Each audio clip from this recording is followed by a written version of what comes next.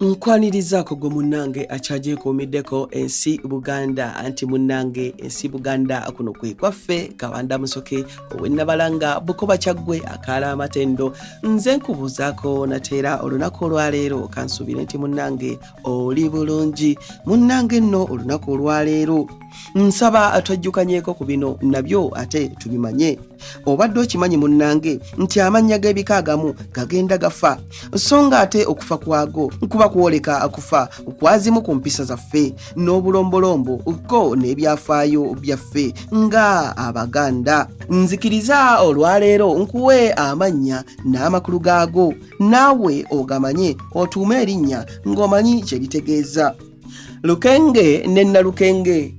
Amannya gano Olukenge ne Nalukenge gava mu bulwadde bwa kakenge nga buno bwe bukukwata owulira ng'alina amafumu mu lubuto olw'omukka oguba guyitiridde mu lubuto. Kati ndowooza munnange otegedde amannya ago kwe gava. Abange ebyo nno osiibisuseekaawo wabula munzikirize nzire ennabalanga Bukoba Kyaggwe tuddiŋŋana ate mu kitundu ekirala ng'ate munnange nkuwa ebirala. Ayi Katonda kuuma Namulondo.